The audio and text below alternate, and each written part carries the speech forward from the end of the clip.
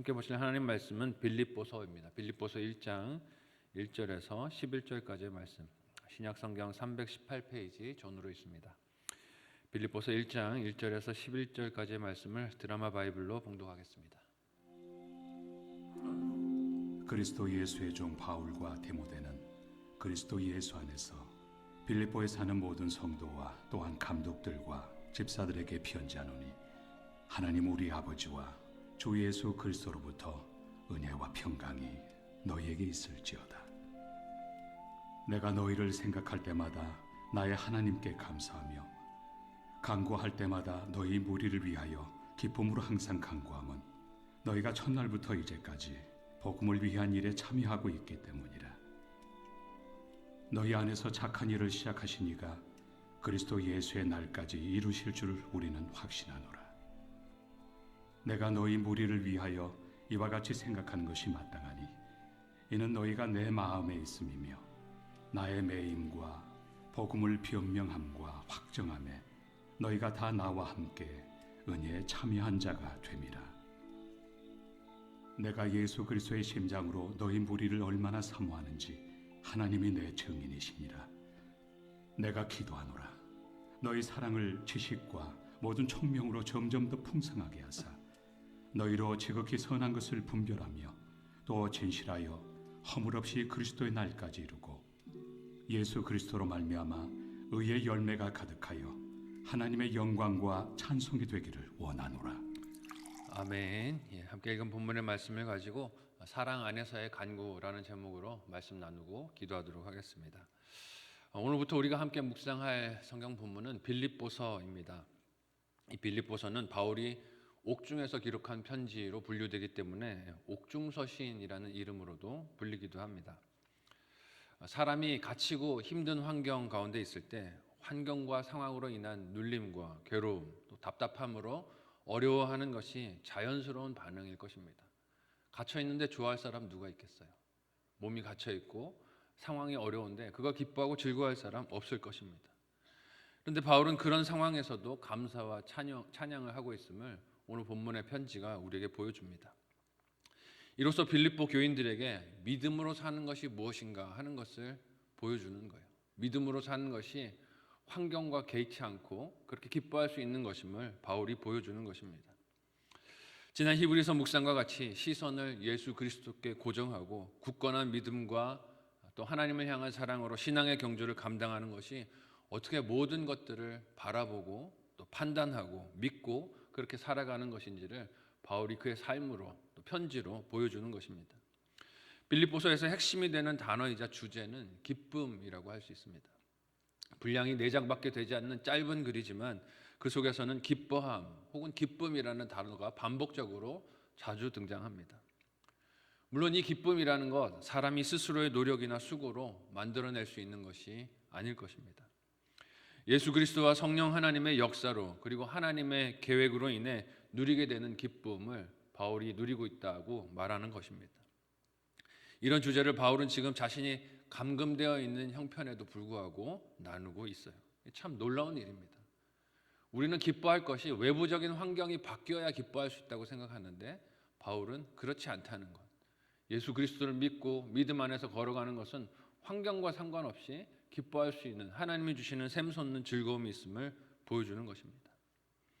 비록 자신이 복음 때문에 갇혀있는 형편 안에 있음에도 불구하고 어떻게 빌립보 교인들에게 오늘 본문에서 인사를 바울이 시작합니까? 함께 오늘 본문 1절에서 2절까지의 내용을 한 목소리로 읽어보겠습니다. 같이 읽습니다. 시작. 그리스도 예수의 종 바울과 디모데는 그리스도 예수 안에서 빌립보에 사는 모든 성도와 또한 감독들과 집사들에게 편지하노니 하나님 우리 아버지와 주 예수 그리스도로부터 은혜와 평강이 너희에게 있을지어다. 아멘. 다른 편지글에서는 바울이 자신을 사도라고 먼저 소개할 때가 많습니다. 하지만 빌립보 교인들에게는 자신을 그저 그리스도 예수의 종입니다 라고 소개하고 있어요. 이는 빌립보 교인들이 바울의 사도됨을 또 그 권위를 순수한 마음으로 받아들이고 있었음을 짐작해야 합니다. 그래서 바울은 자신이 예수 그리스도께 사도로 직분받은 것을 드러내서 다시 굳이 밝히지 않는 거예요. 예수 그리스도의 종으로 제가 이 사명을 감당하고 있습니다 하는 것을 말합니다. 단지 그 부르심을 따라 종으로 지금 사역을 하고 있는데 내가 지금 갇혀 있지만 그래도 이것을 주의 종으로 사명 감당하고 있음을 잊지 마십시오. 내가 주인의 뜻에 따라 순종함으로 이 감옥에 갇혀 있음을 기억해 주십시오라고 인사하는 것입니다. 이는 수신하는 빌립보 교인들의 입장에서 살펴보면 너무나 위로가 되는 인사말이기도 할 것입니다.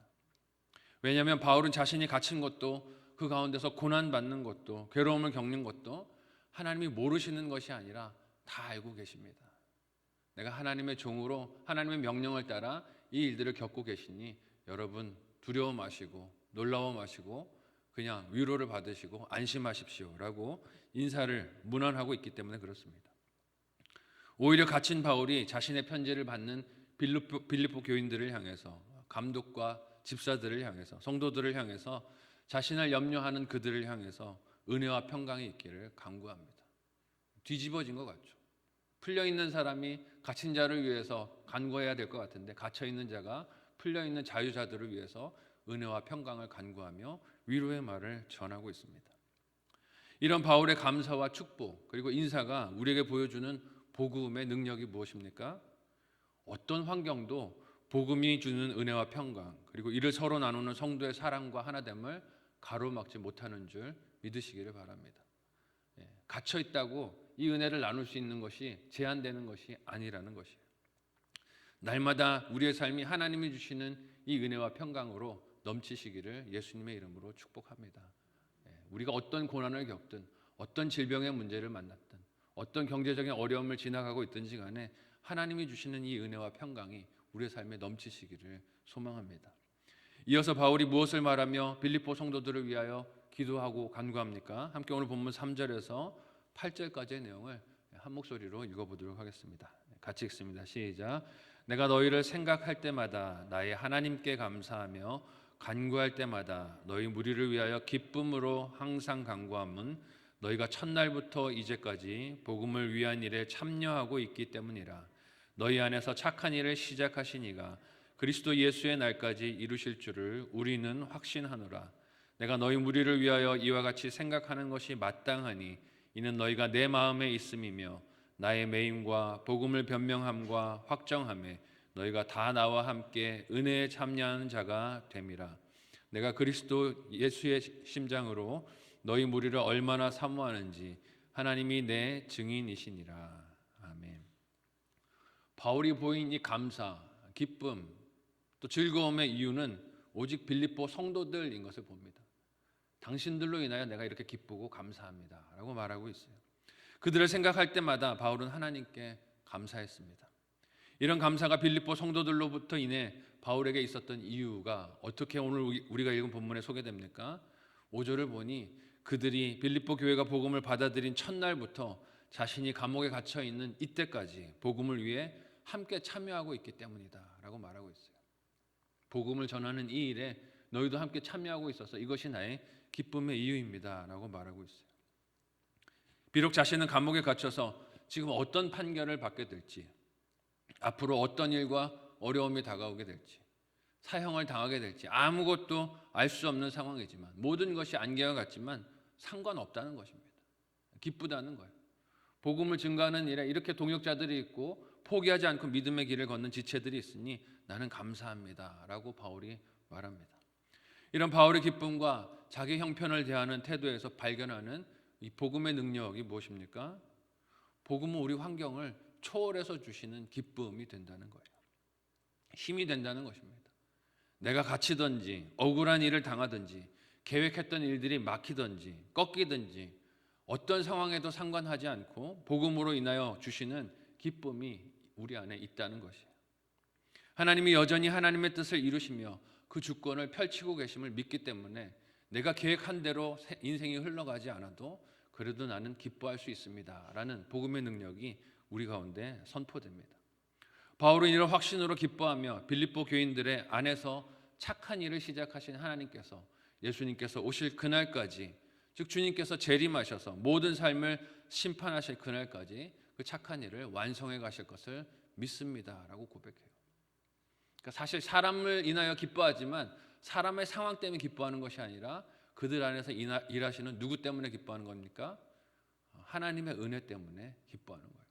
착한 일을 시작하신 이 하나님께서 이것을 반드시 완성하실 것이기 때문에 이것을 믿음으로 보고 나는 기뻐합니다 라고 고백하는 것입니다.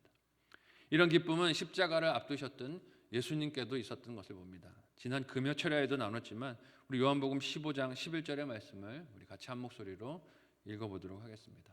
같이 읽습니다. 시작. 내가 이것을 너희에게 이름은 내 기쁨이 너희 안에 있어 너희 기쁨을 충만하게 하려 함이라. 아멘. 예수님께서 요한복음 상황에서 이 말씀을 하셨던 배경이 어떻습니까? 6월절 명절 기간이셨어요.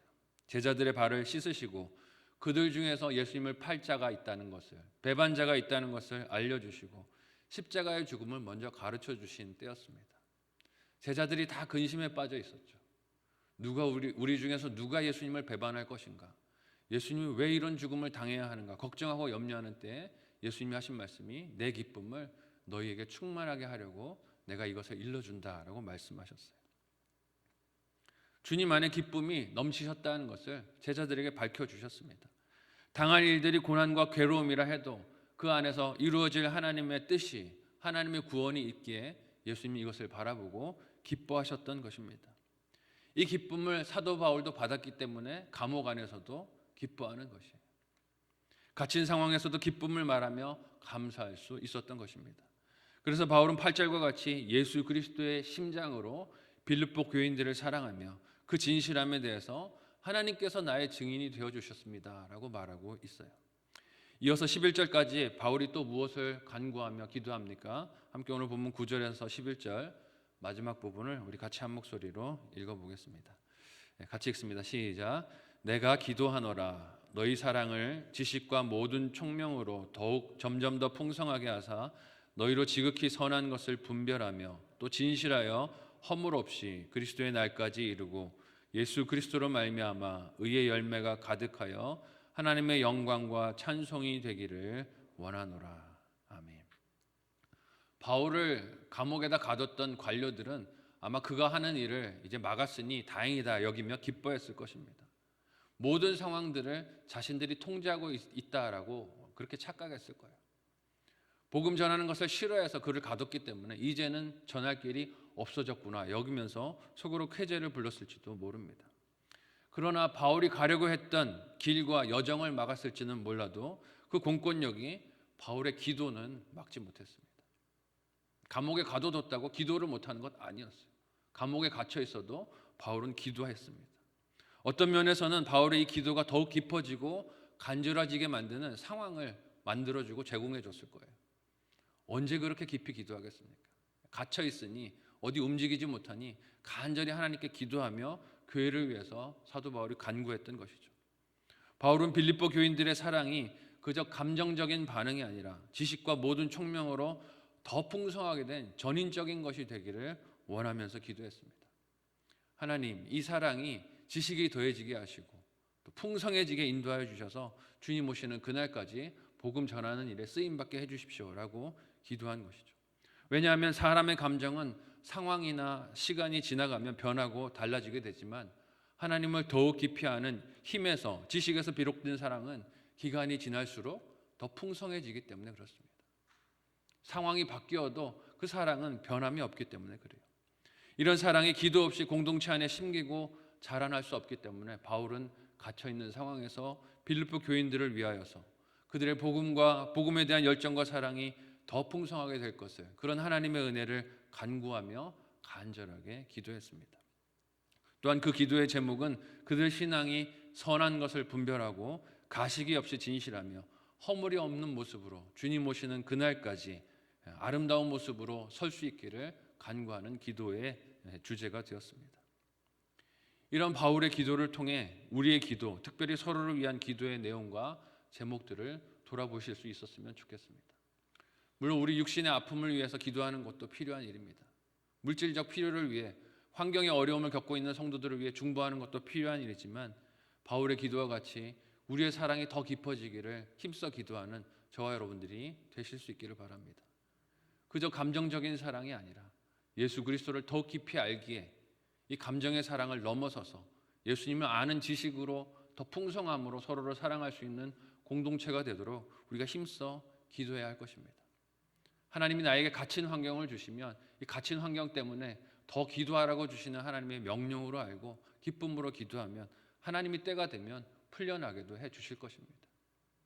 상황 때문에, 환경 때문에 믿음을 지키지 못한다라고 핑계를 대는 것이 아니라 어떤 상황에서도 나를 부르시고 기도하게 하시는 하나님의 뜻을 분별하고 서로를 향한 이 기쁨과 감사, 기도가 저와 여러분에게 있기를 예수님의 이름으로 간절히 소망하고 축복합니다. 우리의 삶 속에서 착한 일을 시작하신 이 하나님께서 이를 완성하실 그날까지 우리를 아름답게 인도해 주실 줄 믿습니다. 그 믿음 안에 오늘도 승리하시기를 예수님의 이름으로 축복합니다.